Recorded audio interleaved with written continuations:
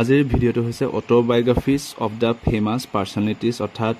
বিখ্যাত কেইজনমান ব্যক্তিৰ আত্মজীৱনীসমূহ যিসমূহ আত্মজীৱনী কোনে লিখিছিল বা তেওঁলোকৰ আত্মজীৱনী কেইখনৰ নাম কি কোনে লিখিছিল তাৰ ওপৰত বহুতো প্ৰশ্ন আহি থাকে যদি আমি আহকচোন ভালদৰে সেইসমূহ বিষয় আলোচনা কৰোঁ যে প্ৰথম অথৰজনৰ নাম অৰ্থাৎ লেখকজনৰ নাম আৰু তেওঁ কি লিখিছিলে আমি এফালে লিখিছোঁ যদি প্ৰথমখনৰ নাম চাওঁ সলমান ৰুশ্বদি তেওঁ এজন লেখক হয় আৰু তেওঁ লিখিছিলে knife meditations after an attempted murder এই গ্ৰন্থখন কোনে লিখিছিলে আত্মজীৱনীখন সলমান ৰুশ্বদি সেকেন্ডখনৰ নাম কি সেকেন্ডখন কোনে লিখিছিলে ৰূপৱেলে লিখিছিলে দ্য হাউস অফ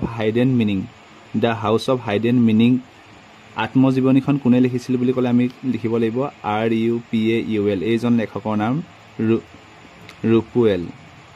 ৰূপৱেলে লিখিছিল থাৰ্ডত ৱালেলা নেহান্দাই লিখা আত্মজীৱনীখনৰ নাম কি সেইখনৰ নাম হৈছে bless the blood a cancer মেমৰিৰ বাই দ্য ৱালেলা নেহান্দা নামটো ইয়াতো জড়িত হৈ আছে the bless the blood a cancer মেমৰিৰ বাই ৱালেলা নেহান্দা 4 নম্বৰখনৰ নাম কি PT উষাৰ দ্বাৰা লিখা আত্মজীৱনীখনৰ নাম কি বুলি যদি আহে তেতিয়া আমি লিখিব লাগিব গোল্ডেন গাৰ্ল অপচনত থকা গোল্ডেন গাৰ্লটো হ'ব ৰাইট এনসাৰ 5 নম্বৰত যদি আমি চাওঁ অনিল কুম্বানে লিখা তেওঁ আত্মজীৱনীখনৰ নাম কি হোৱাইট এংগল কোনে লিখিছিলে অনিল কুম্বালে নেক্সট কুৱেশ্যনটো যদি আমি চাওঁ ভগত সিং আমি সকলোৱে জানো ভগত সিং এজন বিখ্যাত স্বাধীনতা সংগ্ৰামী আছিলে ভগত সিঙে লিখা তেওঁৰ বিখ্যাত আত্মজীৱনীখনৰ নাম কি হোৱাই এমটো ইয়াত থাকি গ'ল হোৱাই এম আই এন এথিষ্ট মনত ৰাখিবলগীয়া অতি ইম্পৰ্টেণ্ট এটা কুৱেশ্যন আহিব পাৰে হোৱাই এম আই এন এথিষ্ট নামৰ গ্ৰন্থখন কোনে লিখিছিলে আত্মজীৱনীখন কি হয় এইকেইখন আত্মজীৱনী এই আত্মজীৱনীখন কোনে লিখিছিলে মনত ৰাখিব লাগিব ভগত সিঙে এণ্ড সীতাৰাম গোৱেল এজন বিখ্যাত সাহিত্যিক তেওঁ লিখা গ্ৰন্থখনৰ নাম কি আত্মজীৱনীখনৰ নাম কি হাউ আই বিকাম এ হিন্দু আত্মজীৱনীখন কোনে লিখিছিল বুলি ক'লে আমি লিখিব লাগিব সীতাৰাম গোৱেল আমি সকলোৱে জানো আৰু নেলছন মেণ্ডেলাৰ বিষয়ে আৰু তেওঁ লিখা গ্ৰন্থখনৰ নাম আমি ক্লাছ 10তো পাইছোঁ হয়নে লং ৱাক টু ফ্ৰীডম হৈছে তেওঁৰ এখন আত্মজীৱনী আৰু নেলছন মেণ্ডেলা কোন আছিল আমি সকলোৱে জানো সাউথ আফ্ৰিকাৰ ফাৰ্ষ্ট কি আছিলে ব্লেক প্ৰেছিডেণ্ট কি আছিলে তেওঁ ফাৰ্ষ্ট ব্লেক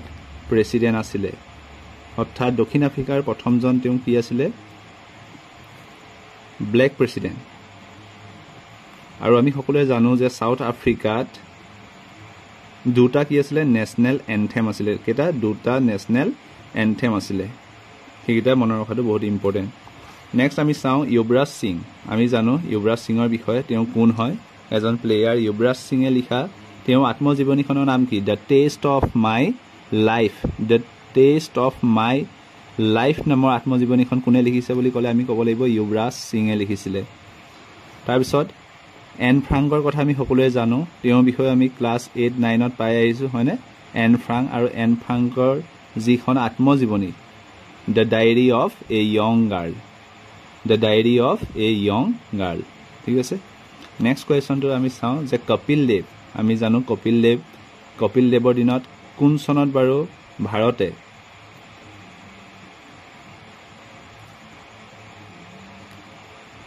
ৱৰ্ল্ড কাপ পাইছিলে ক্ৰিকেটত কি পাইছিলে ৱৰ্ল্ড কাপ পাইছিলে সেইটো আমি জনাটো বহুত ইম্পৰ্টেণ্ট চনটো আহি থাকে আমি এতিয়া জনাটো ইম্পৰ্টেণ্ট যে কপিল দেৱে লিখা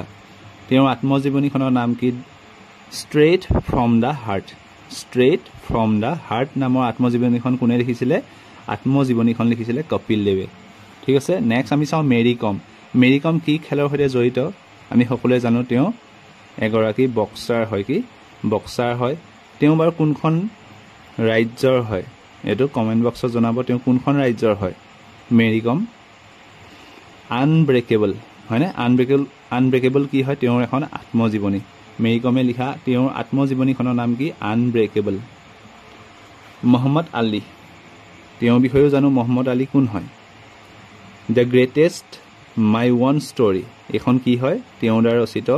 আত্মজীৱনী অটোবায়োগ্ৰাফি ঠিক আছে মহম্মদ আলী এণ্ড লাষ্টত আমি চাওঁ জৱাহৰলাল নেহেৰু পণ্ডিত জৱাহৰলাল নেহেৰুৱে লিখা আত্মজীৱনীখনৰ নাম কি আত্মজীৱনীখনৰ নাম হৈছে এন অটোবায়োগ্ৰাফি টুৱাৰ্ডছ ফ্ৰীডম গতিকে এইকেইখন আছিলে বহুত ইম্পৰ্টেণ্ট